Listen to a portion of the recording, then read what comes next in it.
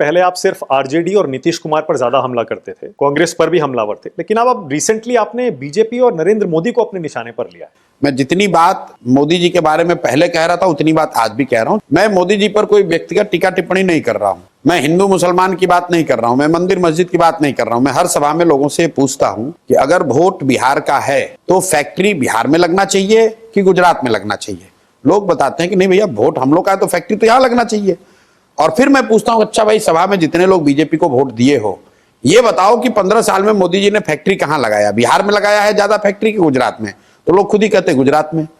तो मैं ये कह रहा हूं भाई, ये तो नहीं होना चाहिए कि आप वोट बिहार में लीजिएगा और फैक्ट्री गुजरात में लगाइएगा। मोदी जी आए मधुबनी में। मधुबनी के अपने भाषण में मोदी जी ने कहा कि सहरसा से एक नई वंदे भारत ट्रेन चलेगी जिससे श्रमिक परिवार के बच्चे सुविधाजनक तरीके से महाराष्ट्र और गुजरात जा पाएंगे वहां मजदूरी करने। अब पहला व्यक्ति प्रशांत किशोर है जिसने इसका विरोध किया है। हम कह रहे हैं कि हमें ऐसी ट्रेन नहीं चाहिए जिस ट्रेन पर बिहार के बच्चे मजदूर बनकर, जानवरों की तरह बैठकर महाराष्ट्र और गुजरात में नौकरी मजदूरी करने जाएं। हमें ऐसी ट्रेन नहीं चाहिए। ये इतना बड़ा बिहार के प्रति पूर्वाग्रह दिखाता है कि आप कह रहे हैं कि वंदे भारत ट्रेन चलेगी ताकि तुम्हारे बच्चे, बिहार के बच्चे बैठकर गुजरात में जाए मजदूरी करने के लिए। क्या मोदी जी ने कभी भी अपने भाषणों में किसी दूसरे राज्य में कि भाई गुजरात से एक नई वंदे भारत ट्रेन चलेगी जिससे गुजरात के श्रमिक परिवार महाराष्ट्र, तमिलनाडु जाएंगे मजदूरी करने? इसकी आप गंभीरता को समझिए। बिहार भारत में रहने वाले बड़े वर्ग के नजर में मजदूर का सप्लायर है, मजदूरों की फैक्ट्री है। और ये बात इतना लोगों के दिमाग में घर कर गई है कि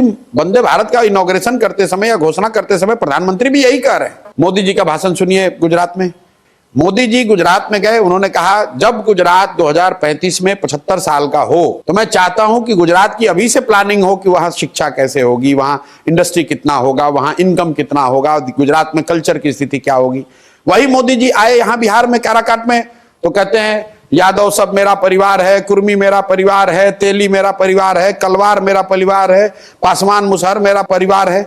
अरे भाई, आप प्रधानमंत्री हैं, गुजरात में जाकर आप कह रहे हो कि 2035 में गुजरात कैसा दिखना चाहिए, और बिहार में आकर आप यादव, कुशवाहा, कोयरी, ब्राह्मण, भूमिहार की बात कर रहे हो। गुजरात जा रहे हो तो आप इन्वेस्टमेंट समिट की बात कर रहे हो, फैक्ट्रियों की बात कर रहे हो, गिफ्ट सिटी की बात कर रहे हो, धोलेरा सिटी बता रहे हो। अब बिहार आते हो तो कहते हो तुम लोग को 4 किलो अनाज दे रहे हैं। भाई 8 करोड़ गरीब परिवारों को अनाज मिल रहा है, इसकी गारंटी दे रहे हैं। आप मुझे बताइए कि क्या गुजरात में फ्री अनाज नहीं बट रहा है? 80 करोड़ लोगों को अनाज मिल रहा है ना, 5 किलो। बिहार में भी उसमें कुछ लोगों को मिल रहा है, लेकिन दूसरे राज्यों में तो आप ये नहीं कह रहे कि 4 किलो अनाज दे रहे हैं इसलिए वोट दो। तो बिहार में क्यों कहते हो भाई?